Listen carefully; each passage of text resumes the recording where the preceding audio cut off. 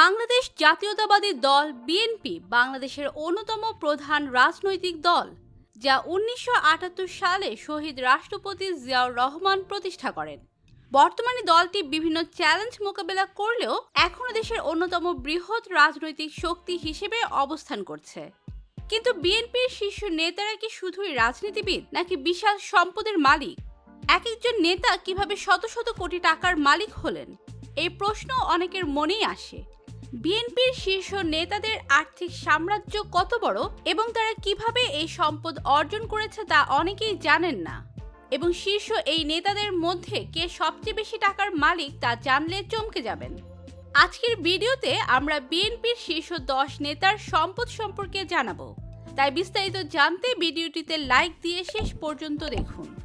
Lion আসলাম Chowdhury FCA, তিনি একজন অর্থনীতিবিদ এবং বিএনপির শীর্ষ রাজনীতিবিদ হিসেবে পরিচিত। আসলাম চৌধুরীর সম্পদের পরিমাণ আনুমানিক 15 থেকে 20 কোটি টাকা। তিনি অর্থনৈতিক নীতি নির্ধারণেও ভূমিকা রাখেন। অ্যাডভোকেট মুজিবুর রহমান সরওয়ার, তিনি বিএনপির অন্যতম প্রবীণ নেতা আর তার সম্পদের পরিমাণ 8 থেকে 12 কোটি টাকা।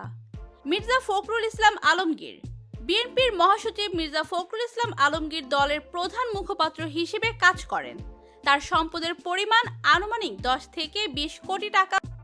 ডক্টর আসাদুজ্জামান রিপন, তিনি বিএনপির অভিজ্ঞ নেতা এবং কূটনীতিক।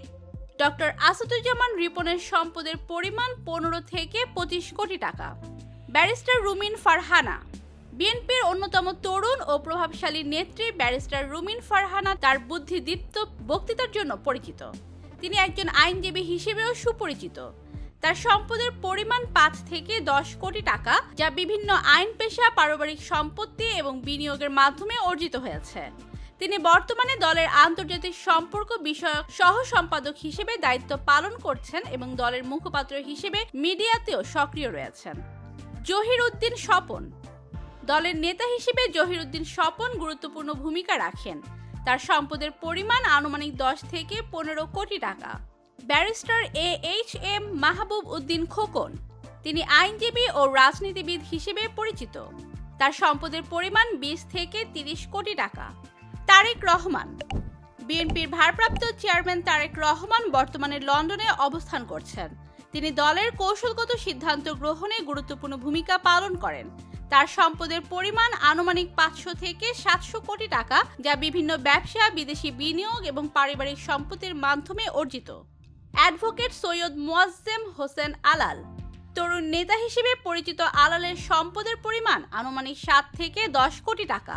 তিনি বিএনপির সাংগঠনিক কার্যক্রমেও গুরুত্বপূর্ণ ভূমিকা পালন করেন।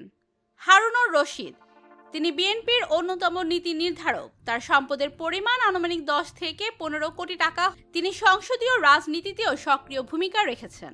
বেগম খালেদা জিয়া, বাংলাদেশের সাবেক প্রধানমন্ত্রী বেগম খালেদা জিয়া, তিনি দলের চেয়ারপারসন এবং দলের অন্যতম প্রধান নীতি নির্ধারক।